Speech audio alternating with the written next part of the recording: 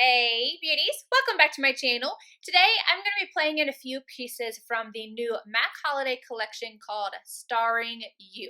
I was good. I am so proud of myself.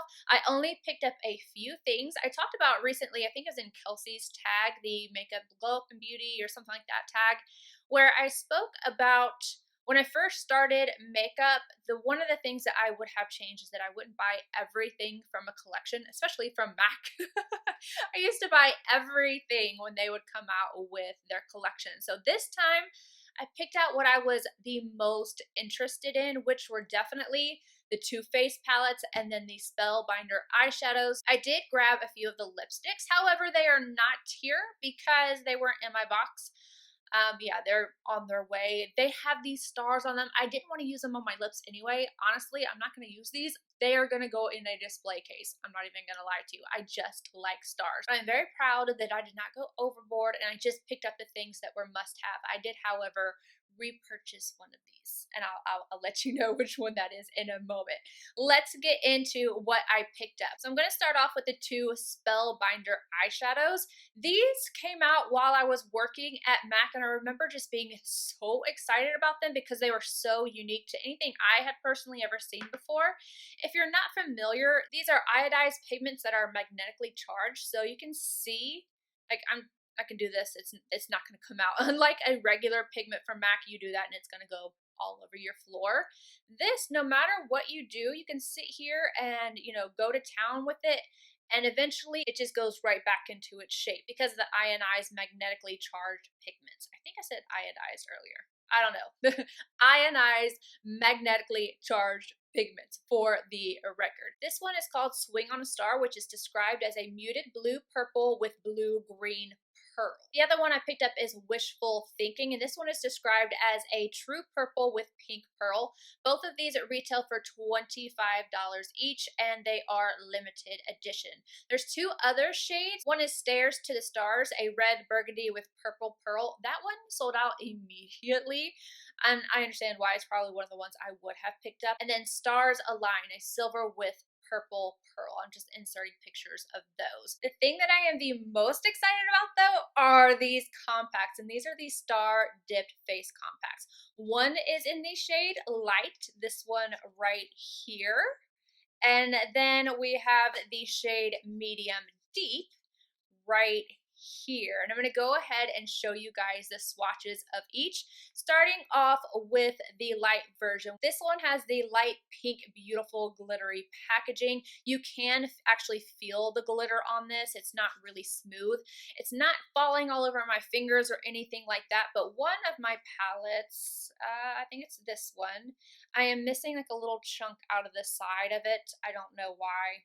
Yeah, I just got it, but so you have to be a little bit more careful with these, but this is the light one. You are getting a mirror on the inside and then these four shades, two blushes and two highlighters. And you can see the star embossing. Oh my gosh, this is the thing that I ended up having to buy two of because I really liked the formula, so I knew I was going to end up wearing this over and over, and I just wanted to have one for my collection that had the stars without it being messed up. I know that's excessive. Some people say makeup is not a collectible. I say it is. You collect what you love. What can I say? Now let me get into the swatches. We have two Extra Dimension Skin Finish blushes. One is Dipped in Stars, described as a light yellow pink with gold shimmer. And then the other one is Sippin' on Stars, a warm peach. Then we have two Extra Dimension Skin Finish highlighters. Show Gold, a peach that breaks pink, and then High Sequency, soft ivory shimmer. Their description of the packaging is described as a rose gold glitter. I think they have that mixed up because this one is definitely the rose gold one, the deeper one. This one's definitely more of a pink tone. Just want to put that out there. Now let's get into the medium deep. Again, this one has the rose gold glitter. and then the mirror, and this is the inside. We have one extra dimension bronzer, Delphic, described as a coppery bronze with gold sparkles. Honestly, I don't see the gold sparkles in here, but okay. And then we have an extra dimension blush called Cloudy Copper, a metallic champagne pink, and yes, again, not seeing the pink in there. I don't know about these descriptions. And for the two highlighters, we have the extra dimension skin finish in Snow Flushed, a metallic bronze pink, and then Oh Darling, a metallic gold. Both compacts retail for $42.50. Now, I want to talk about the shades in here really quickly because I'm sure some of them ring a bell to you. So in the medium deep one, the very first shade right here is Delphic, which is an extra dimension bronzer. I love this bronzer. It's one that I have used for a long time and I have kept in my collection. I think this is the first time it came out was in this, I don't remember what it was called, the Alluring Aquatic collection with all the water droplets on it. This is one of my favorite packaging they've ever done. But this is Delphic, and I just want to do a little quick swatch here and see if it is the same as the one in here. Yeah, I would say, I mean, there might be a slight hair of a difference, but you got to think one is very, very old, so that's pretty true to color. This blush shade I have not heard of before. I don't know if it's been out before, but yeah, when I was reading the description, they said this had pink in it. I was like, no, there's not. There's no pink in this at all. And then we have the two highlighters. Oh Darling, this is a permanent shade in the range. So this is not exclusive to this compact. And then we have Snow Flushed. Sorry, sunshine is in and out today. Nothing I can do about it, so I know my lighting is going to be a little weird. This came out with a collection. I believe it was last year's holiday collection. I've got it right here. And there was a big fuss about this because Stylishly Mary is an eyeshadow that everybody wanted, and Beauty News showed that this was an exact dupe for it. In the light one, we have Show Gold, which is a permanent color to the range. Here it is right here. There you go. So that is nothing new. Then everything else in this seems to be new. I don't remember any of these other names. This shade, however, I did want to compare to my Skin Finish Soft Frost. This right here, and then this one. When I first looked at it, I thought that maybe it would have that lavender shift, but it doesn't. This one is definitely more of like a truer white. Has maybe like a slight pink sheen to it, but it definitely has a strong white base. It's going to be great for fair skin tones. Now let me go ahead and get into the demo. I'm going to start off with my eyes and then I will get into the compacts. Again, lighting is just back and forth today. There's just nothing I can do about it, so I apologize if that is bothersome to you. Anywho, let's go ahead and get straight into this. Starting off with the Spellbinder shade in Swing on a Star. I'm going to grab that on a Refer P21. Very similar to the MAC 242. And I do not have my eye set. I have right at my brow arch set. And then I have my nose contour, but that's it. I am just tapping this into place on the very outer corner. There will be a harsh line. I'm okay with that. I don't even know where I'm going with this look, to be honest, but yeah, we're gonna make something happen. And that is really beautiful. As you can see, I am getting fallout right there. I'm placing this now on the inner corner.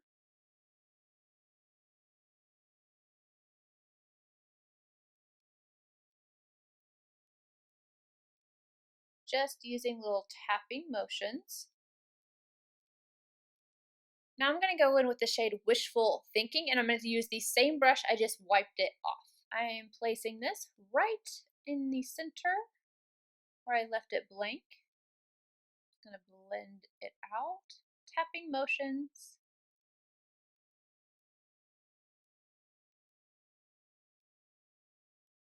Now I'm going to go in with MAC Kid on a Chanel brush. They don't make this one anymore. This is the natural hair version, but any kind of like blending tapered brush will work. I am going to take this directly above those shadows and kind of doing this a little bit backwards. I would normally lay down my transition shade and everything first, but I did not want any shadows to fall onto my lid. I wanted to make sure that I had the maximum amount of tackiness still left on the primer whenever I went in with these shadows down below. So now I'm doing my transition color, which is obviously MAC Kid. I'm also gonna get some of this fallout off. Seeing fallout drives me bonkers. I'm just taking my time, trying not to hit too much of the edge of this shadow. I will go back in and touch it up, but I try not to do too much damage to it initially. Same brush and MAC Ho. I am going to take this one closer to the crease.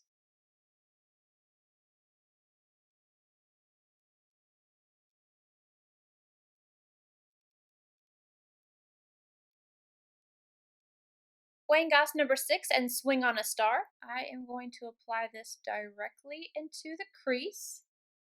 Very light-handed, and this is a squirrel hair brush, so it's very, very soft.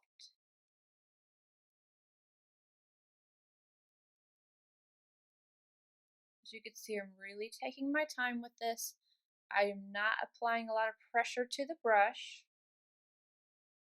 And I am going to add a little bit more of this color to the outer portion of the eye. I am not going to go back in with the purple. The reason being is that I want it to look more of like a wash of color there instead of a straight up, purple in the center. Kind of want it to look diffused on the center of the eye. Grabbing the Star Dipped Compact in Light, I'm going to take this shade on a MAC 242 and I'm going to highlight the brow arch. Wayne Goss number 20, going back in with MAC Kid. I'm running this all along the lower lash line.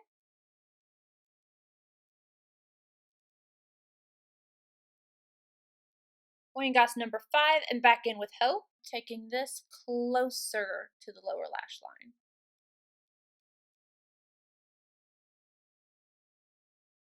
Medium deep palette, and I'm going to take this shade and I'm going to use it wet on a Wayne Goss number 5.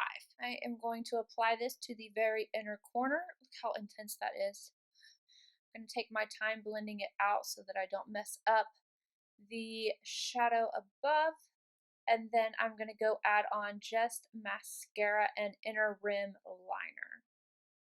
Moving on to the face, I'm going to start off with the light medium palette, and I am going to take the shade Delphic on my BK Beauty 103, and I'm only going to be picking up this shade. The reason why I am using this brush specifically is because I know that I'm going to get control out of it. I know that this is a slightly deeper bronzer, so I don't want to get too much color. This is going to pick up the product, but then I'm going to be able to build with it. So that is what I did.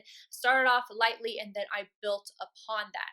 Afterwards, because this isn't going to be really a blush on my skin tone, I kind of went back and forth with these because I wanted to add a little bit of a sheen to my bronzer, and that's exactly what happened. I went back and forth, went on, and I think you could see the sheen on my forehead right away. I really like the way that these look when they are blended together. Then I picked up the lighter palette and I went in with this blush right here on my Esam X52. I picked this brush because it was small enough to get into the area that I need, which most of my blush brushes are, but this is a brush that also will pick up product really well. So it will grab a hold of the product and I can layer it on.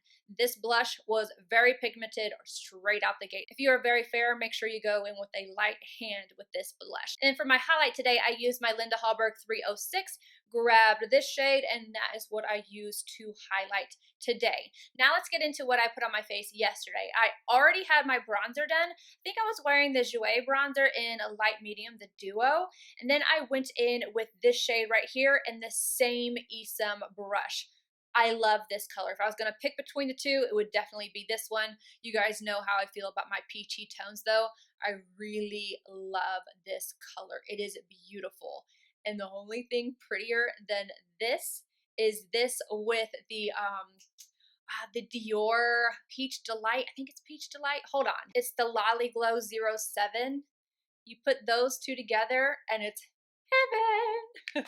But clearly I did not do that. I went in with Oh Darling, and for some reason I feel like this one works far better for me than the original. I'm not sure if it's just because I have more of a tan going on right now than when it first came out or what, but yeah, I don't have Oh Darling in my collection, but this works really, really nicely on me with my skin tone now, and I'm about an NC30. I really like the way it looked. It looked beautiful. And then just for a little bit of extra zhuzh, I went in with this shade right here on my Linda Hallberg 303, and I just put that on my inner corner. This one I used right at my brow arch. This is going to be a little bit too stark for me right now, but I think during the winter it will be really nice. Or even, you know what, let me apply just a little bit. That's it, sun go away so I can show you guys this. I'm going to pick up just a little bit of this on my Linda Hallberg 304, and I'm going to pop it just right there. So it'll add just a little bit of something right at the tip. There you go. For my thoughts, starting off with the palettes, I love these. If you don't get anything else from the collection, this is what I would suggest. I personally am glad that I have both of them. Again, I just want to remind you, there's only one shade in here that hasn't been done before or isn't permanent. This one's permanent, and both of these have been done before, so just keep that in mind. But application, everything, this is beautiful. And then the light one, I think is really stunning. I just think it's stunning, and it's going to work really well for fair skin girls. You have a highlight in here that's actually going to be a highlight for you, and then I think this is going to work well for light to light medium. I would consider myself a light medium, and this works well for me, with the exception of this shade. I would not use it by itself right now because it would be way too bright, but obviously I can use it on my brow arch, I can use it on my inner corner, and I can use it to like kind of spot highlight. I think they did a great job. Love these. Now for the Spellbinder eyeshadows, these are definitely something that you have to work with a little bit. I'm gonna link down below my very first video. I do think that using the MAC 24-hour eye base works a little bit better than the Anastasia one for getting that adherence that you need. I have been getting little bits of fallout of glitter the entire time I've been filming. I've been having to do this and swipe it away. So just keep that in mind. That's one of the reasons why I want to link down below the video I did the very first time. I look very different. But that one gives you a lot of information. You can see how it applies on top of the 24-hour eye base. I would suggest that one over the Anastasia one, which is rare that I would ever do that. I just think that the little bit extra tackiness will help with these. Now for the colors, this one I could really honestly kind of do without. It's pretty, but I just don't think it's really special. And in this day and age of, we have so many options when it comes to sparkly shadows, pigments, duochromes, multichromes, like all these different things. This one is a little lackluster to me, so I would pass on it. This one is beautiful. The shift and all the different colors that are in this, it's just stunning. My only thing is what I just mentioned, is that we have all these different ways to have these shiny, sparkly eyes. So it's whether or not you really want to mess with this. This is a shadow that you're not going to be able to like just blend all over your eye. Let me show you in case you don't watch the video that I have done previously. I'm going to take a brush and have it on there. To use my palm, this will literally just go away. You see that? It's not going to adhere. You have to put this on a tacky base for it to really hold. You have to be careful with it. And again, I got a lot of fallout even after I had my eyes done, and so it's a little bit picky. And when you use something like glitter glue, you can end up with a harsh line. If you're fine with the harsh line, that is the perfect way to go because it's really going to hold on to it. But these are a little bit finicky. I like them a lot more, I think, when they first came out than what I do now, and I think it's mainly just because we have so many other options. The biggest fascinating thing about these are the fact that they don't, come out because of the ionized magnetized pigments. But this color is beautiful. If you wanted to pick one up and you like these, this is absolutely gorgeous, but I would skip on the purple one, just me personally. Anywho, I hope this was helpful for you guys. If you liked it, give it a thumbs up, subscribe if you're not already, and I will see you guys hopefully on a day that I am not having in and out sunshine issues. Love you guys, and I'll see you in my next one. Bye, guys.